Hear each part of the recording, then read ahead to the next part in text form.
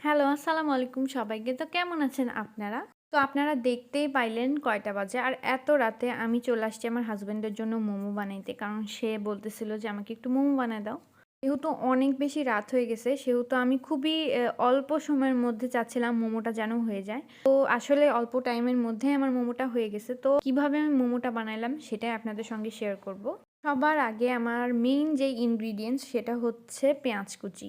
তো পেঁয়াজটা আমি কেটে নিছি অনেক পরিমাণে। তারপরে আমি খুবই অল্প তেলে ডিমগুলোকে ভেজে নিতেছি এভাবে।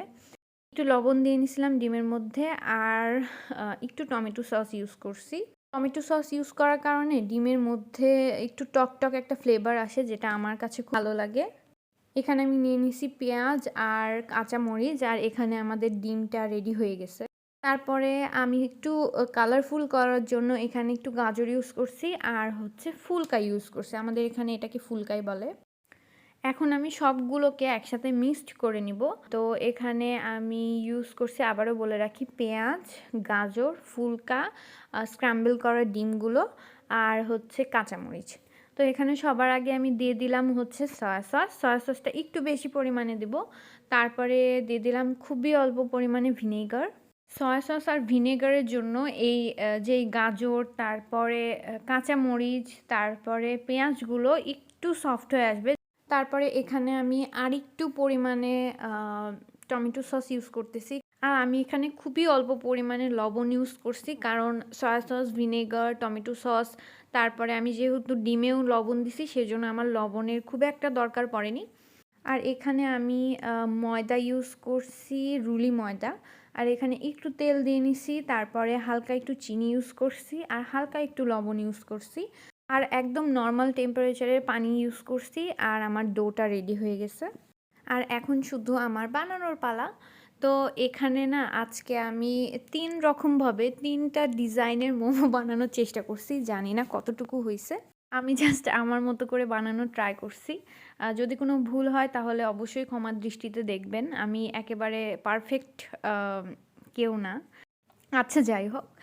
তো এখানে আমি বলে রাখি যে আমি ভেতরের পুরটা খুব বেশিক্ষণ পর্যন্ত মেরিনেট করে রাখিনি। কারণ আমার ডো বানাতে যতটুকু টাইম পাইছি ততটুকু টাইমে আমি শুধু মেরিনেট করে রাখছি। কারণ আমার কাছে টাইম খুবই কম ছিল।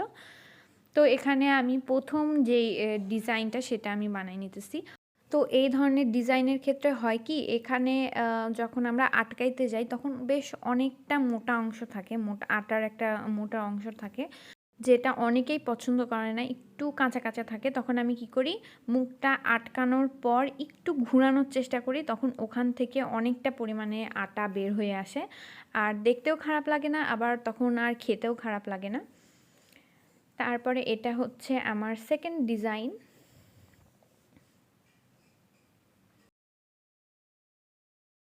এখানেও ১ম টার মতোই সেমভাবে এভাবে আমরা করে নিব।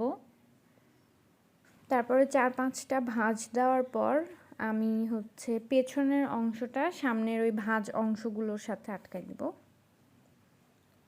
৪-৫ টা না, আমি বোধহয় ৫-৬ টার মতো ভাঁজ করছিলাম সামনের দিকে। তারপরে পেছনের অংশটা সামনের দিকটার সাথে আটকাই দিব। তো আমাদের 2nd ডিজাইনটাও রেডি, এই যে। তারপরে এখন আমি হচ্ছে ৩ নাম্বার ডিজাইনটাতে চলে যাচ্ছি। তো ৩ নাম্বার ডিজাইন করার আগে বলে রাখি যে আপনাদের যদি ভিডিওটা ভালো লাগে অবশ্যই আমাকে সাপোর্ট করতে ভুলবেন না। আপনাদের একটা সাপোর্ট আমাকে অনেক বেশি অনুপ্রাণিত করে। ১ম এ আমি হচ্ছে ২ পাশটা একসাথে অ্যাড করে দিলাম, কুশলি পিঠা যেমনে করে। এভাবে করার পর ২ পাশে যে কোণাটা আছে ওই ২ কোণা আমি একসাথে হচ্ছে মুড়াই নিব। এই যে এভাবে। তারপরে আমাদের ৩ নাম্বার ডিজাইনটা কমপ্লিট। ওটা রেডি করার আগেই ১ম এই আমি হচ্ছে রাইস কুকারে একটু পানি দিয়ে নিছিলাম। আর মোমোগুলোর ডিজাইন করতে পানিটা সুন্দর মতো বলক উঠে গেছিল। আর সেই জন্য আমার বানানোর পর বেশিক্ষণ ওয়েট করা লাগেনি যে পানি কখন বলক উঠবে, কখন কি হবে। সাথে আমি হচ্ছে চাপাই দিতে পারছি। তো এখানে আমার হাসব্যান্ডও আমাকে অনেক হেল্প করছে। এখানে আমার 3rd নাম্বার ডিজাইন দেখে সেও ইন্সপায়ার্ড হয়ে একটা ডিজাইন করছে। ভালোই হইছে দেখতে। তো এখানে আমার অনেকগুলো মোমো হয়ে গেছে বানানো। তারপরে আমাদের মোমোগুলো প্রায় রেডি হয়ে গেছে খাওয়ার জন্য। তো আমি এখানে উঠায় নিয়ে সার্ভ করলাম। তারপরে এই যে আমাদের মোমো রেডি। আমার মোমো টমেটো সস দিয়ে খেতেই ভালো লাগে, কেন জানি না। তারপরে আমি একটু ট্রাই করে দেখলাম যে কেমন হইছে। তারপরে দেখলাম যে অল্প সময়ে আলহামদুলিল্লাহ সত্যি খুব মজা হয়েছিল। তারপর আব্বুকে দিয়ে ট্রাই করাইলাম। আর আব্বুর এক্সপ্রেশন দেখেই বুঝতে পারতেছেন যে কেমন হয়েছে। আব্বুর খুব ভালো লাগছে। জানি না, আমার আব্বুর আমি যাই বানাই আমার আব্বু খুব পছন্দ করে। তারপরে এখানে আমার হাজব্যান্ড তো আগে খাইছেই, তারপরে আবার রিভিউ দিতে চলে আসছে। এই ছিল আমার আজকে ছোট্ট একটা ভিডিও। তো ভিডিওটা ভালো লাগলে অবশ্যই আমাকে সাপোর্ট করতে ভুলবেন না। আপনাদের এক একটা সাপোর্ট আমাকে অনেক অনেক বেশি অনুপ্রাণিত করে। সবাই ভালো থাকবেন। আল্লাহ হাফেজ।